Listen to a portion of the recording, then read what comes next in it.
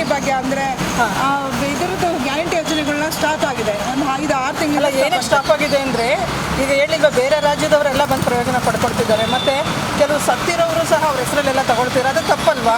ಈಗ ಸರ್ಕಾರ ಕೊಡ್ತಿದೆ ಅಂತೇಳಿ ಅದನ್ನು ಅವರು ಪ್ರಯೋಜನ ಪಡ್ಕೋಬೇಕೇ ವಿನಃ ಅದನ್ನು ಬೇರೆ ರೀತಿಯಲ್ಲಿ ಉಪಯೋಗಿಸ್ಕೊಳ್ಬಾರ್ದು. ಸತ್ತಿರೋರು ಸಹ ತಗೊಳ್ತಾ ಇದ್ರು ಗೃಹಲಕ್ಷ್ಮಿಯವರು.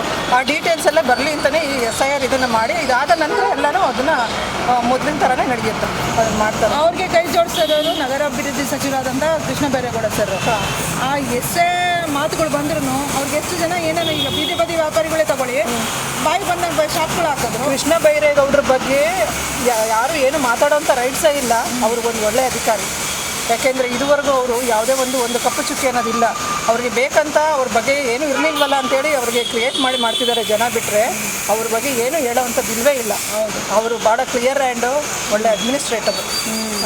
ಅವ್ರ ಬಗ್ಗೆ ಎರಡು ಮಾತಿಲ್ಲ, ಏನು ಮಾತಾಡೋದು. ಯಾವ ಖಾತೆ ಕೊಟ್ಟರು ನಿಭಾಯಿಸ್ತಾರೆ, ಯಾವ ಖಾತೆ ಕೊಟ್ಟರು ನಿಭಾಯಿಸ್ತಾರೆ. ಮತ್ತು ಒಂದು ಒಳ್ಳೆ ಹೆಸರಿದೆ ಅವರಿಗೆ. ಅವ್ರ ಹೆಸರು ಹಾಳು ಮಾಡ್ಲಿಕ್ಕಂತಲೇ ಬೇರೆ ಆಗದೇ ಇರೋವಂಥ ವ್ಯಕ್ತಿಗಳು ಮಾಡ್ತಾ ಇರ್ಬೋದು. ಬಟ್ ಅವರಂಥ ಒಂದು ಇದು ಗುಡ್ ಅಡ್ಮಿನಿಸ್ಟ್ರೇಟರ್ ಇಲ್ಲ. ಮತ್ತೆ ಹಠ ತೊಟ್ಟರು ಮ್ಯಾಮ್ ಅವರು, ನಾನು ಮಾಡೇ ಮಾಡ್ತೀನಿ ಖಂಡಿತ ಸಾರ್ವಜನಿಕರು ಮುಖ್ಯ ನೋಡಿ. ಅವರಿಗೆ ನಗರಾಭಿವೃದ್ಧಿ ಇದರಲ್ಲಿ ಕೆಲವು ಖಾತೆಗಳನ್ನ ಕೊಟ್ಟಿರಲಿಲ್ಲ, ಅವ್ರು ಅಕ್ಸೆಪ್ಟ್ ಮಾಡಲಿಲ್ಲ. ಯಾಕೆ ಅಂದರೆ ಅವ್ರಿಗೆ ಗೊತ್ತಿತ್ತು, ಅವ್ರ ಮೇಲೆ ಭಾಳ ನಂಬಿಕೆ ಇದೆ. ಅವರು ತುಂಬ ಕಾನ್ಫಿಡೆಂಟು, ಪ್ರತಿಯೊಂದು ಕಾನ್ಫಿಡೆಂಟಾಗಿ ಮಾತಾಡ್ತಾರೆ. ಮತ್ತು ಅವರು ಮಾಡೋ ಒಂದು ವರ್ಕಾಲಿಕ್ ಒಂದು ನೇಚರ್ ಇದೆಯಲ್ಲ, ಅದು ಎಲ್ರಿಗೂ ಬರೋದಿಲ್ಲ. ಆ ವರ್ಕಾಲಿಕ್ ನೇಚರು ನಾವು ಸಹ ನೋಡಿದ್ದೀವಿ. ಯಾಕಂದ್ರೆ ನಾವು ಪಾರ್ಟಿಯಲ್ಲಿ ಇಟ್ಕೊಂಡು ಗೊತ್ತಾಗ್ತದೆ ಯಾರ್ಯಾರು ಯಾವ್ಯಾವ ರೀತಿ ವರ್ಕ್ ಮಾಡ್ತಾರೆ ಅಂತ. ಅವರ ಸರ್ವಿಸ್ ಮುಂದೆ ಬೇರೆ ಯಾವುದು ಮಾತಿಲ್ಲ. ಆಗದೇ ಇರೋ ಜನಗಳು ಬೇಕಾದಷ್ಟು ಹೇಳ್ಬೋದು ಅಷ್ಟೇ. ಬಟ್ ಆಸ್ ಪರ್ ಒಂದು ಸೊಸೈಟಿ ಇದು ನೋಡಬೇಕಾದ್ರೆ ಎಲ್ಲ ಮಹಿಳೆಯರಿರ್ಬೋದು ಎಲ್ಲ ಒಂದು ಕೆಲಸ ಕಾರ್ಯಗಳಲ್ಲಿ ಅವರು ಕೈ ಜೋಡಿಸಿದ್ದಾರೆ. ಒಳ್ಳೆ ಅಡ್ಮಿನಿಸ್ಟ್ರೇಟರ್ ಕೂಡ ಹೌದು ಮ್ಯಾಮ್. ಮತ್ತು ನಿನ್ನೆ ವಿಚಾರ ತೊಗೊಂಡ್ರೆ ನಿನ್ನೆ ಅಪಾರ್ಟ್ಮೆಂಟ್ ಅವ್ರದ್ದು ತೊಗೊಂಡಿದೆ. ಯಾಕಂದರೆ ಅಪಾರ್ಟ್ಮೆಂಟ್ ಅಂದಾಗ ನಮಗೆ ತುಂಬ ಸಮಸ್ಯೆಗಳು ಇರ್ತವೆ. ಆ ವಿಚಾರವಾಗ ಅವರು ತಲೆ ಕೆಡ್ಸ್ಕೊಂಡಿದ್ದಾರೆ. ಬಿಡಿ ಅವ್ರದ್ದು ಸಣ್ಣ ಅಪಾರ್ಟ್ಮೆಂಟ್ದೆಲ್ಲ ನಾವು ಈಗ ಸಚಿವರು ಯಾರು ಈ ಮಟ್ಟಿಗೆ ತಲೆ ಕೆಡ್ಸ್ಕೊಂಡಿದ್ದಾರೆ. ಖಂಡಿತ ಹೌದು ಅಲ್ವಾ? ಅವರು ಕೃಷ್ಣ ಬೈರೇಗೌಡರು ಇರ್ಬೋದು, ದಿನೇಶ್ ಗುಂಡೂರಾವ್ ಇರ್ಬೋದು, ಒಂದು ಸ್ಲಮ್ ವಿಷಯದಿಂದ ಹಿಡಿದು ಒಂದು ಸ್ಲಮ್ ಜನದಿಂದ ಹಿಡಿದು ಸಹ ಅವ್ರು ತಲೆ ಕೆಡಿಸ್ಕೊಳ್ತಾರೆ. ಮತ್ತು ಅವ್ರಿಗಾಗಿ ಅಭಿವೃದ್ಧಿಗಾಗಿ ದುಡಿತಾರೆ. ಅವ್ರಿಗಾಗಿ ಅವ್ರು ಮಾಡ್ಕೋತಾ ಇಲ್ಲ.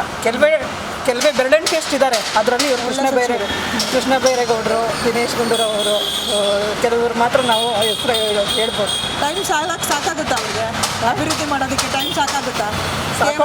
ಸಾಕಾಗೋದಿಲ್ಲ, ಭಾಳ ಕಡಿಮೆ ಇದೆ. ಅವ್ರಿಗೆ ಮುಂಚೆನೇ ಕೊಡಬೇಕಾಗಿತ್ತು, ಈಗ ಕೊಟ್ಟಿದ್ದಾರೆ. ಇನ್ನು ಮುಂದೆ ಮಾಡಿ ತೋರಿಸ್ತಾರೆ. ಅವರು ಯಾವುದೇ ಇದರಲ್ಲಿ ಹಿಂಜರಿಯೋದಿಲ್ಲ.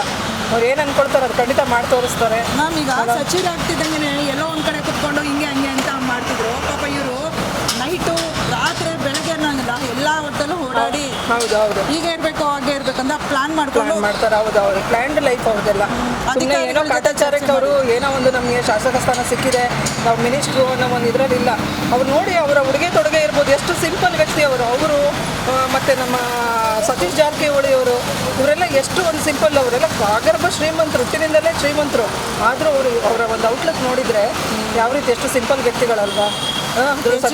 ಎಜುಕೇಟೆಡ್. ಮತ್ತು ಸತೀಶ್ ಜಾರಕಿಹೊಳಿ ಅವರು ಆ ಒಂದು ಘಟಪ್ರಭಾದಲ್ಲಿ ಒಂದು ಸೇವಾದಳ ಇರ್ಬೋದು, ಪ್ರತಿಯೊಂದು ಟ್ರೈನಿಂಗ್ ಇರ್ಬೋದು, ಎಲ್ಲರಿಗೂ ಊಟದ ವ್ಯವಸ್ಥೆ ಇರ್ಬೋದು, ಪ್ರತಿಯೊಂದು ಖರ್ಚು ಅವ್ರು ನೋಡ್ಕೊಳ್ತಾರೆ.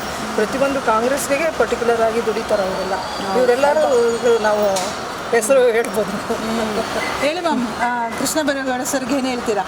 ಕೃಷ್ಣ ಬೈರೇಗೌಡರು ಸರ್ಗೆ ಸರ್ ಆಲ್ ದ ಬೆಸ್ಟ್. ನೀವು ತುಂಬ ಚೆನ್ನಾಗಿ ಕೆಲಸ ಮಾಡ್ತಿದ್ದೀರಿ.